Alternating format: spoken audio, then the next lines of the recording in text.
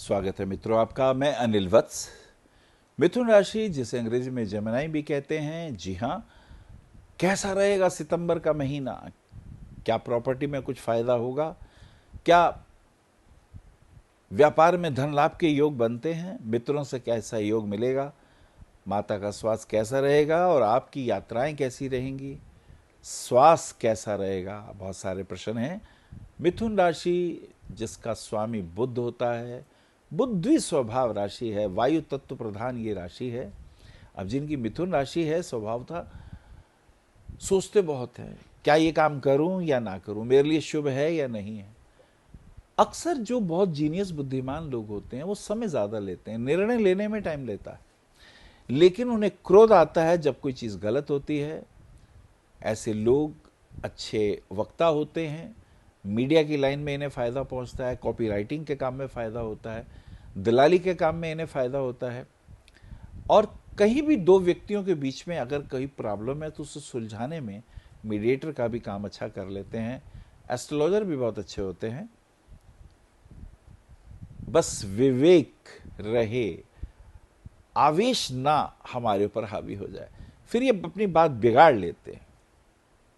चलिए मिथुन राशि की बात करते हैं। 1, 2, 3 तारीख की यात्रा करते हैं, कैसा रहेगा।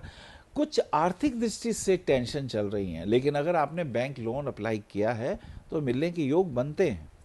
ये एक बहुत अच्छी बात है, बिकॉज एक खास योग बना है। The Lord of 11th house place in the second house, और द्वितीयेश का जो योग है इसे कहते हैं एक्सचेंज ऑफ हाउसेज योग, इसे राशि परिवर्तन योग भी कहते हैं। तो ये धन कमाने का एक योग है। प्रॉपर्टी में अगर कहीं इन्वेस्टमेंट किया होगा तो आपको फायदा निश्चित रूप से होगा, ये एक खास बात है। और सबसे बड़ी बात यह है इस कॉम्बिनेशन में कि जो 10th हाउस जो कि राजधर्म का घर होता है, और जो 7th हाउस है जो व्यापार का विशेष भाव भी है, the Jupiter is aspecting the moon, so there is a little Gaja Kesari योग आल्सो।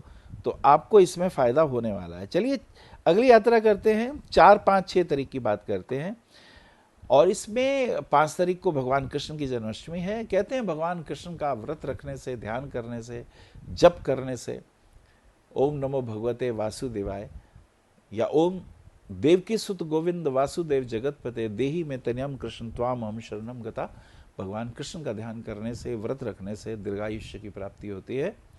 16 कला संपूर्ण कृष्ण की चेतना से आशीर्वाद लेना भी एक अद्भुत अवसर है। तो ये योग भी 5 तारीख को प्राप्त हो रहा है। आगे यात्रा करते हैं। 7, 8 तारीख की बात करते हैं। तो ये समय अनुकूलता पूर्वक रहेगा। इसमें आर्थिक दृष्टिकोण से कुछ विचार करेंगे, कैसे हम अपने बिजनेस को प्रमोट करें, कैसे हम लोगों से मिलें जिससे हमारे बिजनेस में कुछ हमें फ़ायदा हो। और थोड़ा सा इमोशनल भी हो जाएंगे, कहीं पैसा लेन देन का मामला होगा, तो मुझे लगता है इस इमोशन से थोड़ा सा बचना है। और अपने मदर की सेहत का ध्यान रखिएगा, थोड़ी वो परेशानी सी थोड़ी सी दिखाई देती है, तो यू शुड बी केयरफुल, उसका हमें थोड़ा सा ध्यान रखना है। चलिए आगे यात्रा करते हैं। 8, 9, 10 तारीख की बात करते हैं। तो ये समय कुछ पॉजिटिव, कुछ अनुकूल, आर्थिक दृष्टिकोण से कुछ प्राप्ति का योग होगा।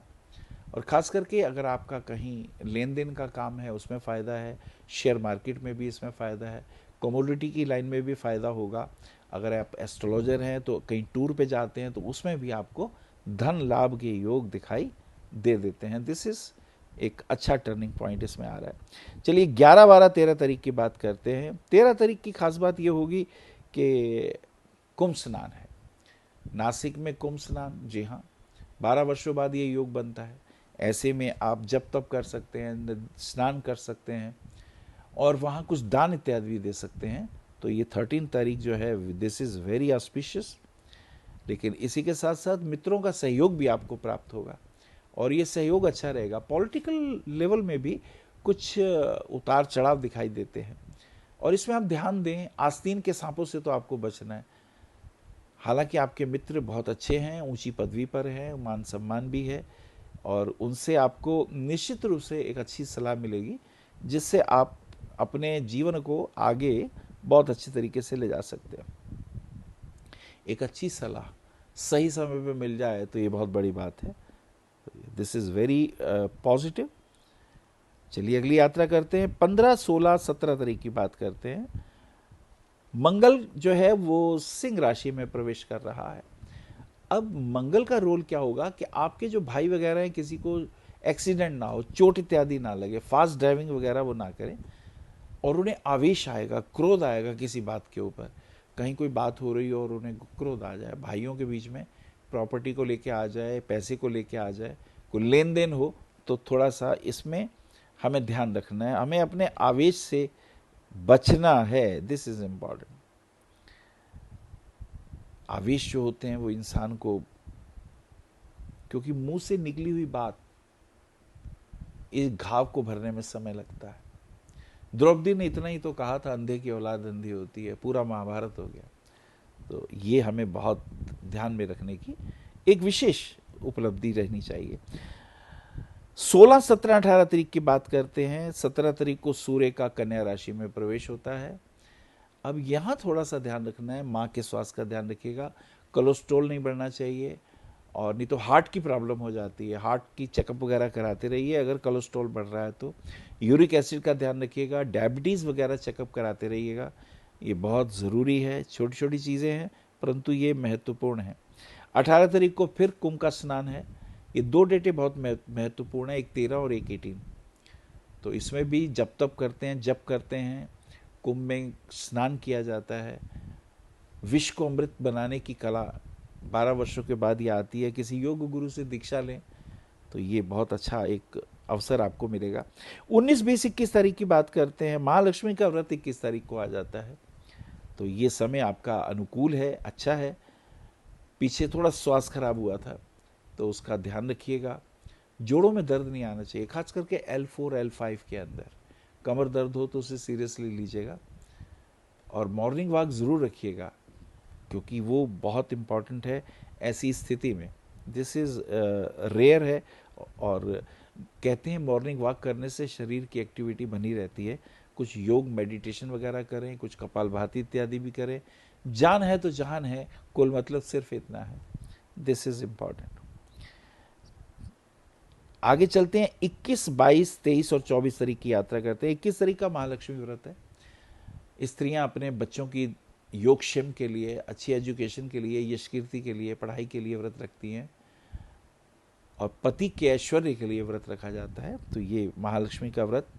ओम हिरण्यवर्णा हरिणी सुवर्ण रजस्रजाम चंद्रा हिरण्यमयी लक्ष्मी जात वेदों में आवाहा। महालक्ष्मी का व्रत करें, श्री सूक्त इत्यादि का पाठ करें तो ये बहुत अच्छा योग बनेगा। 23, 24, 25 तारीख की अगर हम यात्रा करते हैं, थोड़ा स्वास्थ्य का ध्यान रखिएगा, बाहर खाने पीने में ध्यान रखिएगा, पेट में तकलीफ इत्यादि हो सकती है। पर हाँ, कहीं पहाड़ों पे जाने पर, कोई तीर्थ स्थानों में भी जाके आशीर्वाद लेने का योग बन रहा है, ये भी बहुत इंपॉर्टेंट है। चलिए अगली यात्रा करते हैं। 25, 26, 27 तारीख की अगर हम बात करते हैं तो ऑफिस में थोड़ा डिस्प्यूट हो रहा है किसी बात को लेकर। स्वभावतः कोई ना कोई काम हम चाहते तो अच्छी नीयत से करना है, लेकिन बिगड़ जाए तो फिर संभालना मुश्किल हो जाता है, और बॉस से अनबन हो सकती है किसी बात को लेके, और दूसरी नौकरी करने का भी भाव बन सकता है। ऐसा योग भी दिखाई दे रहा है। 28, 29, 30 तारीख की बात करें। 28 तारीख का प्रतिपदा का श्राद्ध है, 29 का द्वितीया का, और 30 का तृतीया का। पितृपक्ष, वास्तव में जो कभी थे जीवित और अब जो नहीं है, उनसे आशीर्वाद लेने की ये हिंदू परंपरा में एक विशेष आयोजन है। पितृ जिनके पास थे कभी शरीर, अब शरीर नहीं है, लेकिन उनका मन करता है उन्हें खाना मिले, उनकी इच्छा करती है हम भी भोजन अच्छा करें, अच्छे स्थान पे रहें, उनके आशीर्वाद लेने बहुत ज़रूरी होते हैं। ये जो देवलोक होता है, यहाँ पितरों का वास होता है, और अमावस्या वाले दिन सूर्य लोक से ये देवलोक में आ जाते हैं, और चंद्रमा और पृथ्वी जब एक सीध में होती हैं, सूर्य, चंद्रमा, पृथ्वी एक सीध में जब आ जाते हैं, अमावस्या होती है, उस दिन पितरों के लिए कुछ ना कुछ दान करना चाहिए, ब्राह्मण को भोजन कराना चाहिए, पितृ तर्पण करना चाहिए। ऐसा करने से वो प्रसन्न होते हैं, और कहा जाता है कि हमारे घर में, जिनके घर में संतान ना हो तो संतान के रूप में पितर आ जाते हैं। तो जिनकी मिथुन राशि है उनको पन्ना रत्न पहनना चाहिए, शुभ है उनके लिए। नीलम रत्न भाग्य विधाता है, और डायमंड रत्न जो है वो स्वभावता पब्लिक रिलेशन डेवलप करेगा, संतान की एजुकेशन पॉइंट ऑफ व्यू से बहुत अच्छा रहेगा और पैसे की बरकत करेगा। हरिओम। आप आचार्य श्री अनिल वत्स जी के ज्योतिष व ध्यान संबंधी प्रोग्राम www.astroanilvats.com व मासिक राशिफल YouTube पर भी देख सकते हैं। विशेष जानकारी के लिए संपर्क करें भविष्य कथन BE 279 गली नंबर 6 हरिनगर न्यू दिल्ली 110064। हमारे फ़ोन नंबर है 9891739999, 9818189993, 886006309810888002।